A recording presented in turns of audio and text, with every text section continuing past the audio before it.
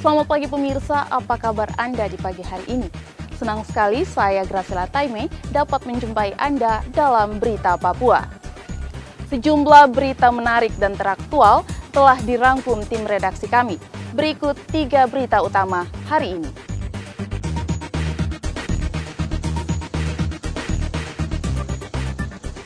Ratusan warga suku Marin berunjuk rasa menolak kedatangan Majelis Rakyat Papua ke Merauke.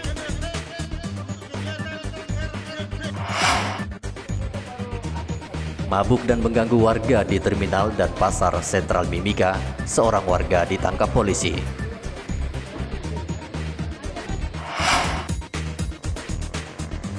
Dinas Pendidikan Merauke izinkan sekolah kembali beroperasi dengan protokol kesehatan secara disiplin dan ketat.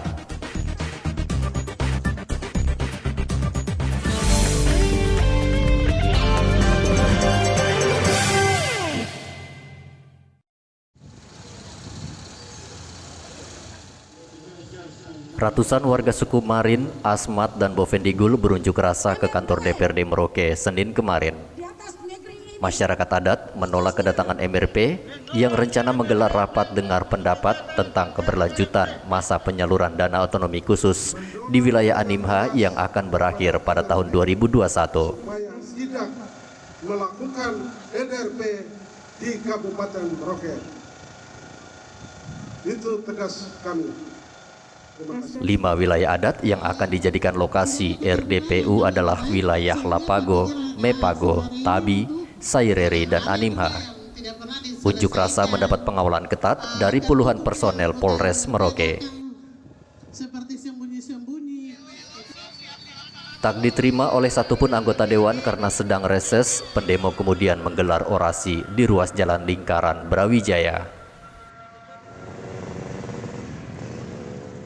Jalan utama Libra sempat tersendat selama 1 jam karena unjuk rasa tersebut. Pengunjuk rasa Tarsis Rahail mengatakan dana otonomi khusus bermanfaat bagi warga sehingga MRP tidak perlu mengadakan RDPU. Kita kegiatan ini kita tolak MRP bahwa tidak boleh ada kegiatan bicara masalah dengar rapat RDP, rapat dengar pendapat. Intinya kita jadikan Merauke ini kan zona damai. Kita orang Marin punya tanggung jawab supaya menjaga keamanan bersama dengan orang non-Papua. Kita ini kan satu keluarga besar di tanah ini. Itu intinya begitu. Memang MFP mau bahas apa di sini? Mereka mau tolak supaya kami tidak. Itu jangan adakan penolakan dulu. Kita belum bicara dengan orang Marin secara keseluruhan. Gitu. Orang Marin belum jawab itu. Harus melalui tuan rumah dulu baru bicara itu. Jadi Dewan Adat Marin ini menolak kegiatan rencana dengar pendapat? Menolak kegiatan dengar pendapat yang dibuat oleh MRP. Kami tolak MRP. Dengan tegas kami tolak MRP. Jadi kita orang Marin belum dulu bicara tentang OTUS. Jadi kita harus mari dulu bicara, tuan rumah dia buka pintu untuk kita semua bisa bicara. Gitu. Jadi MRP ini tidak pamit kepada orang tua, kepada punya 3 adat ini. Berarti suku Marin ini terima untuk OTUS itu tetap diperpanjang? Intinya kita hari ini kita tolak MRP loh. Tidak boleh buat kegiatan dengar pendapat. Sementara itu penolakan terhadap Majelis Rakyat Papua juga terjadi di Wamena, Kabupaten Jayawijaya minggu lalu. 41 rombongan anggota MRP yang akan menggelar rapat dengar pendapat umum dihadang sejumlah masyarakat adat Jayawijaya di Bandara Wamena.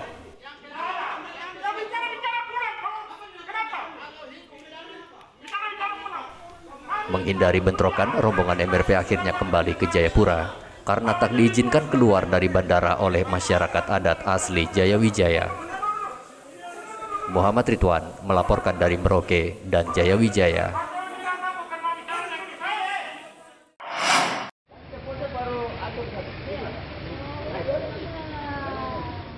Polisi meringkus seorang warga kampung Iwaka di terminal dan pasar sentral Mimika Senin kemarin. TE ditangkap karena mengganggu aktivitas warga di terminal dan pasar sentral Mimika. Polisi langsung menjebloskan TE ke ruang tahanan Polsek Mimika Baru. Yang jelas yang bersangkutan memang kondisi mabuk, diamankan sama petugas pos pasar. Kita ke sana hanya merespon untuk kita amankan di sini.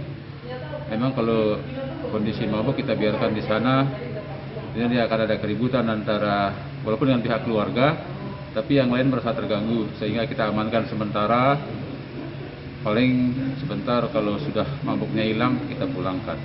Ya, kita hanya akan sampaikan kalau memang minum di rumah saja, jangan di tempat keramaian. Kalau di rumah tentunya tidak akan mengganggu orang lain. Kalau dengan keluarga sepertinya mungkin masih bisa diamankan keluarga, tapi kalau di pasar tempat keramaian orang lain yang terganggu sehingga kita amankan. Tentunya kita juga himbau kepada masyarakat kalau beli minuman jangan minum di tempat ramai. Itu sebenarnya tadi baru beli minum di kota langsung dikonsumsi sehingga membuat sedikit keributan di area terminal pasar. TE ditahan di rutan Polsek hingga dirinya sadar dan diberi pembinaan polisi sebelum dipulangkan. Warga diminta tidak mengkonsumsi minuman keras berlebihan serta mengganggu aktivitas dan kenyamanan warga lain. Warga yang berbuat onar akan ditindak tegas oleh polisi. Igobat Momolin melaporkan dari Mimika, Papua.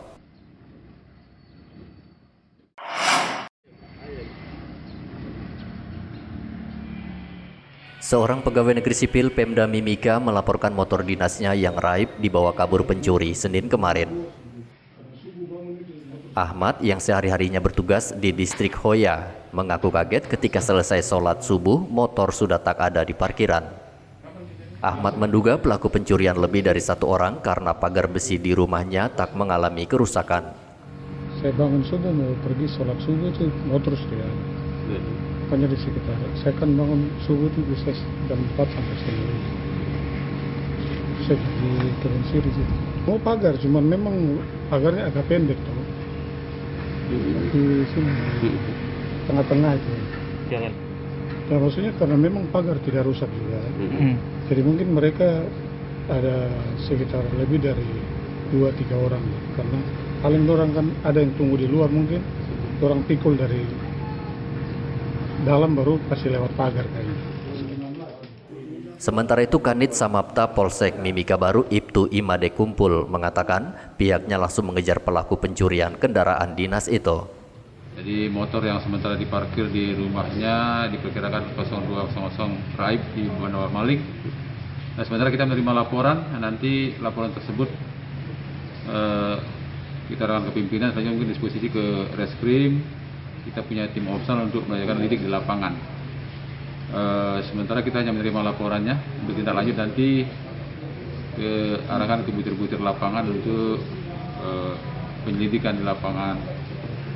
Apakah nanti bisa ketemu, nanti perkembangannya kita info lagi. Pihak korban sudah melaporkan bahwa memang benar motor itu adalah inventaris Pemda Mimika yang dipinjamkan kepada yang bersangkutan, namun karena hilang, sebagai pertanggungjawaban mereka harus laporkan ke pihak kepolisian.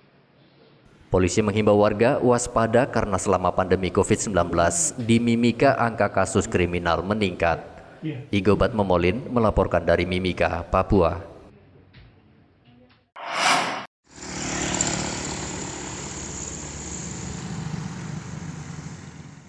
Kapolri Jenderal Idam Aziz resmi menaikkan status Kompi D Brimob Merauke setingkat lebih tinggi menjadi batalion. Meningkatnya status menjadi batalion membuat cakupan wilayah yang harus diamankan pasukan elit polisi ini menjadi semakin luas. 12 kabupaten di wilayah Papua Selatan akan menjadi fokus Batalion D Brimob Merauke dalam menjaga keamanan warga. 600 personel disiapkan untuk mengisi Batalion D Merauke ini. Status kami dari Kompi dinaikkan menjadi batalion. Nah, kemudian posisi atau kedudukan batalion ini berada di Kabupaten Merauke, yang kemudian terbagi di beberapa tempat, yaitu program Kompi-Kompi yang ada, Kompi 1 di Merauke, Kompi 25 API, Kompi 34 di Kabupaten Jayawijaya. Sementara itu di kota Jayapura, Dansat Brimob Polda Papua, Kombes Godhelp Mans Nembra mengatakan polisi bersama TNI akan mengamankan seluruh wilayah di Papua. menanggapi situasi ini, yang jelas yang pertama kita akan selalu berupaya untuk memberikan penjelasan kepada anggota untuk jangan terpancing. Nah, tetap kita harus melaksanakan tugas sesuai dengan apa yang diinginkan, itu modern, profesional dan terpercaya. Itu harus kita pegang dulu. Jelas kalau kita Polri sendiri mungkin personilnya akan terbatas, apalagi kami Brimob. Tapi seperti yang diamanatkan oleh Bapak Kapolri tadi, bahwa kita Brimob tidak boleh bekerja sendiri. Tetap harus bergandengan tangan dengan satuan lain, dalam hal ini dengan teman-teman dari TNI. Ini yang harus kita laksanakan dalam arti pembekalan pengertian-pengertian yang mendasar kepada anggota, sehingga nanti kita harapkan ke depan, apalagi menjelang Desember ini, anggota mampu melaksanakan tugas dengan baik, jangan membuat masalah baru. Dengan bertambahnya 1 batalion, Polda Papua kini memiliki 4 batalion yang tersebar di Kota Jayapura, Mimika, Nabire, dan Merauke. Muhammad Ridwan dan Hendra melaporkan dari Merauke dan Kota Jayapura.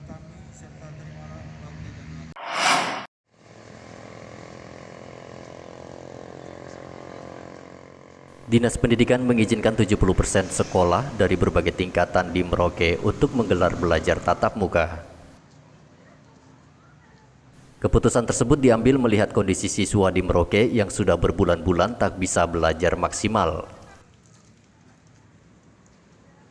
Belajar secara daring hanya diikuti oleh siswa yang mempunyai laptop dan ponsel pintar, sehingga belajar secara luring menjadi solusi pendidikan di Merauke. Kepala Dinas Pendidikan dan Kebudayaan Merauke, Sony Betaubun, mengatakan, meski Dinas Kesehatan belum mengeluarkan rekomendasi resmi pada sekolah, namun sekolah sudah bisa menggelar belajar tatap muka asalkan orang tua sepakat. Tidak semua untuk melaksanakan proses belajar mengajar, tapi sebagian besar ya melaksanakan proses belajar mengajar atas kesepakatan orang tua dan komite sekolah dan juga pihak guru dalam sosialisasi itu. Tapi ada rekomendasi dari dinas untuk sekolah-sekolah tersebut? Kalau mereka sudah ini, dari dinas akan segera melaksanakan itu, melaksanakan rekomendasi melalui nanti melalui gugus tugas dan kesehatan untuk dilaksanakan. Oh, jadi mereka itu hanya kesempatan orang tua ya? Ya, jadi disosialisasi orang tua karena mungkin kejenuhan anak di rumah, mereka melaksanakan proses belajar mengajar, namun demikian dipahami bahwa itu terutama kepada siswa-siswi kita yang memang yang tidak punya HP Android yang kita utamakan untuk bisa ditatap muka. Terus gimana Pak bagi sekolah mungkin yang tidak menerapkan protokol kesehatan, kan banyak yang tidak melakukan itu Pak? Kan ada yang sistem luring, daring, ada yang memang sudah dilaksanakan, ada kunjungan rumah, itu juga dilaksanakan. Saya kira ini semua dalam protokol gugus tugas ini dengan kesepakatan 4 Menteri sudah kita optimalisasi dan semua berjalan sesuai yang diharapkan. Sony juga mengimbau agar sekolah yang sudah menggelar belajar tatap muka tetap memperhatikan protokol kesehatan secara ketat dan disiplin sehingga tidak menimbulkan klaster sekolah. Sekolah dalam belajar tatap muka dihimbau membatasi durasi belajar dan menyiapkan seluruh pendukung protokol kesehatan seperti pengukur suhu tubuh, pencuci tangan, dan masker. Muhammad Ridwan melaporkan dari Merauke, Papua.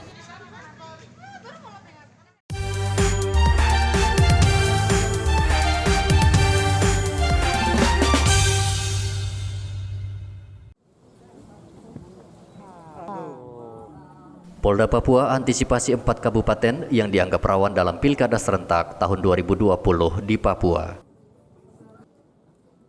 4 kabupaten itu adalah Merauke, Pegunungan Bintang, Bovendigul, dan Yahukimo. Polisi akan menempatkan personel lebih di 4 wilayah tersebut mengantisipasi konflik usai penghitungan suara 9 Desember nanti.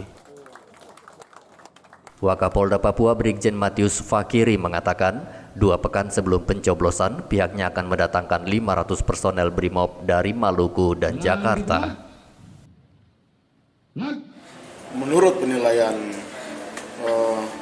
indeks potensi kerawanan wilayah itu berpotensi untuk terjadi sedikit riak ya, gangguan keamanan. 11 kabupaten ya, ada 11 kabupaten di Provinsi Papua yang menilai pemilu, yang dari Bawaslu maupun Polri itu ada beberapa titik yang kita rasa perlu untuk perlu pengamatan khusus sehingga mudah-mudahan tidak. Salah satu Bovendigul, kalau Merauke sudah tidak. Nanti ada Pegunungan Bintang di Waropen. Nah ini nanti sama Yaukimo, itu nanti kita pergi. Ini potensi untuk gangguan itu ada, tetapi mudah-mudahan dengan kehadiran pimpinan, dengan juga para Kapolres karena sudah diberikan perhatian khusus oleh Bapak Kapolda, mudah-mudahan dia sering melakukan koordinasi dengan para penyelenggara KPU dan Bawaslu, termasuk pasangan calon. Mudah-mudahan bisa bagus ya. Fahiri juga meminta personelnya netral dalam pilkada serentak karena jika ada polisi yang memihak akan dikenakan sanksi tegas, bahkan bisa dipecat dari kepolisian. 11 kabupaten di Papua akan menggelar pesta demokrasi 9 Desember mendatang. Hendra melaporkan dari Kota Jayapura, Papua.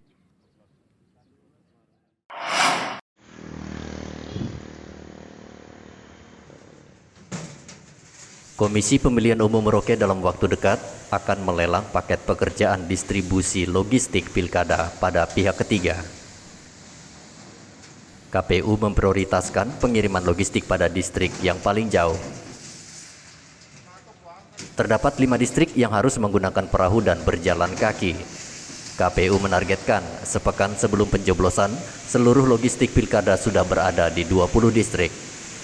Komisioner KPU Merauke Muhar Gepse mengatakan logistik pilkada tahun ini terdapat penambahan, yaitu alat pelindung diri untuk petugas di TPS, seperti masker, baju hazmat, hand sanitizer, dan alat pengukur suhu tubuh.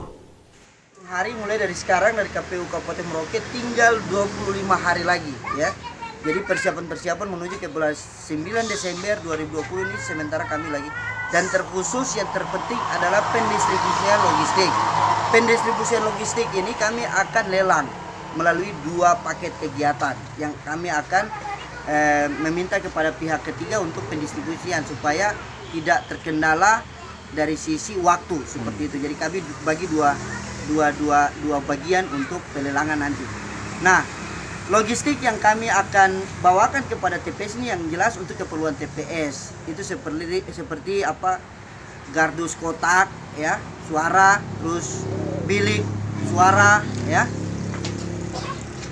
dan juga perlengkapan daripada TPS seperti tinta, kertas suara dan lain sebagainya. Dan lebih terkhusus lagi itu mengenai APD. APD juga ini merupakan tambahan ya, karena kita dalam kondisi pandemik, dalam kondisi yang agak sedikit unik, sehingga itu merupakan tambahan untuk kita pendistribusian nanti. Sehingga nanti target waktu yang kami distribusikan dari pihak ketiga ini diharapkan daerah terjauh itu 1 minggu sebelum sudah terfasilitasi ke sana. Muhar juga memastikan seluruh petugas TPS sebelum bertugas di hari pencoblosan 9 Desember nanti akan mengikuti tes cepat COVID-19 agar dalam pemungutan suara tak menimbulkan klaster pilkada. Warga diminta tak takut saat datang ke TPS untuk menyalurkan hak pilihnya karena seluruh petugas di TPS dipastikan memakai APD yang lengkap. Muhammad Ridwan melaporkan dari Merauke, Papua.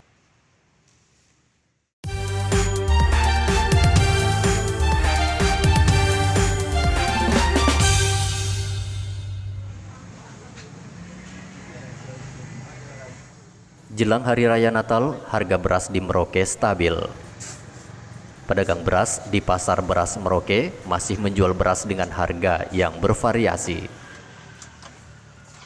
Beras Ciliwung dijual dengan harga Rp12.000 per kilogram, beras Mambramo Rp9.000 per kilogram, dan beras Ciliwung baru Rp9.000 per kilogram. Menurut salah satu penjual beras, tak seperti tahun-tahun sebelumnya, kali ini harga beras jelang Natal masih stabil. Apakah ada kenaikan, Ibu? Tidak ada, Pak. Tidak ada, sudah harganya masih tetap? Masih tetap.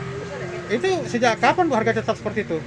Sudah berapa lama? Sudah 1 tahun terakhir ini. Sudah tahun setengah. Nah, kemarin kan banyak demo, beras petani tidak dibeli. Apakah tidak mempengaruhi harga beras itu akan turun gitu? Juga tetap ya? Masih tetap stabil. Oh gitu, stabil. Ibu ambil berasnya di mana, Bu? Di petani juga? Di petani. Di petani ya? Iya. Ibu kalau sehari bisa laku berapa banyak Bu kalau jualan berasnya? Standar, Pak. Standar ya. Tahun 2019, harga beras sebulan sebelum Hari Raya Natal alami kenaikan hingga Rp15.000 per kilogram. Naiknya harga beras saat itu membuat Pemda menggelar operasi pasar. Muhammad Ridwan melaporkan dari Merauke, Papua.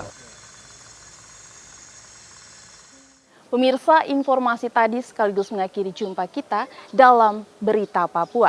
Saya Graciela Taime mewakili kerabat kerja yang bertugas menyampaikan terima kasih, selamat beraktivitas, sampai jumpa. Wanyambe.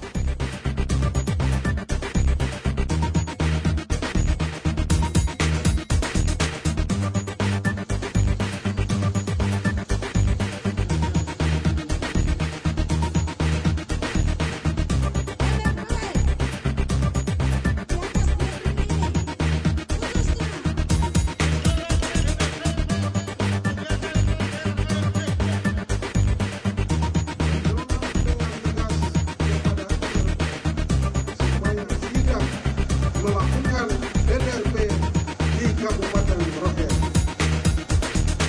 Itu tugas kami.